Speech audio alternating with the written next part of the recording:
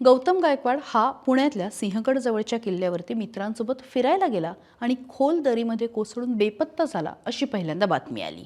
अर्थात यंत्रणा 4 दिवस शोध घेत आहेत। पोलीस, वनविभाग, आपत्ती व्यवस्थापन आणि स्थानिक गिर्यारोहण संस्था सुद्धा तपास करत आहेत। मात्र आता यामधनं वेगवेगळे अंदाज जे आहेत ते व्यक्त व्हायला सुरुवात झाली आहे। गायकवाड सोबत नेमकं काय घडलं आणि या घटनेमागचं गूढ काय असे सवाल आता उपस्थित होत आहेत। त्याचं झालं असं, सिंहगड किल्ल्याच्या असलेल्या तानाजी कड्याच्या हवा पॉइंट जवळ गौतम गायकवाडचा पाय घसरला आणि तो खोल दरीमध्ये कोसळला अशी बातमी आली। 4 दिवसापासून तो बेपत्ता तर आहेच, पण 24 वर्षीय गौतम हैदराबाद इथून आपल्या 5 मित्रांसह पुण्याला फिरायला आला होता।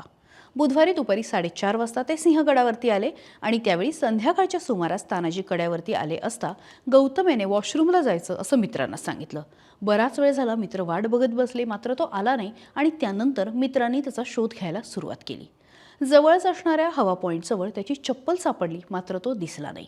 या भागामध्ये मुसळधार पाऊस सुरू होता, वाऱ्याचा वेगही होता, यासोबतच धुकं होतं। या सगळ्याचा अंदाज न आल्यामुळे गौतम खोल दरीत कोसळला का असा प्रश्न निर्माण झाला आणि त्यावरूनच घटनास्थळी आपत्ती व्यवस्थापन, पुणे ग्रामीणचे पोलीस कर्मचारी आणि स्थानिक गिर्यारोहण पोहोचले। या सगळ्यांनी मिळून तरुणाचा शोध घ्यायला सुरुवात केली। आता पोलिसांनी या सगळ्या प्रकरणामध्ये दुसऱ्या बाजूने सुद्धा तपास सुरू केलाय। आता या सगळ्यामध्ये एक समोर प्रश्न आलाय, तो म्हणजे हुडी घातलेली ती व्यक्ती कोण।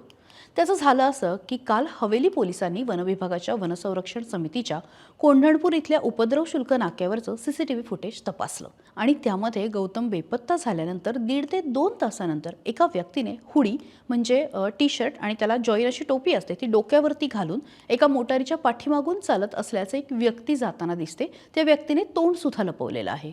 मग ही तोंड लपवून जाणारी व्यक्ती कोण? ती गौतम गायकवाड आहे का? याबद्दल पोलीस तर काही फारसं सांगू शकले नाही।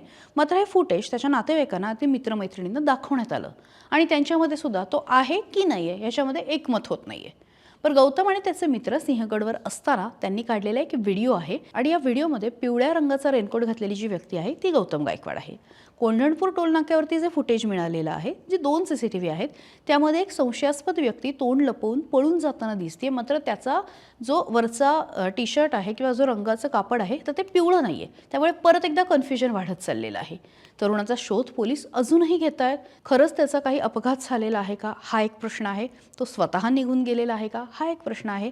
निघून गेलेली व्यक्ती गौतम गायकवाडच आहे का हा सुद्धा एक मुद्दा आहे आणि पोलिसांना नेमका अजून कशाची बाजू बघणं बाकी आहे। त्यामुळे आता या प्रकरणामध्ये अनेक संशय जो आहे तो व्यक्त केला जातोय, अनेक प्रश्न निर्माण झालेले आहेत आणि गौतम गायकवाडचं नेमकं काय झालं याबद्दल आता पुण्यामध्ये चर्चा रंगताना दिसत आहेत।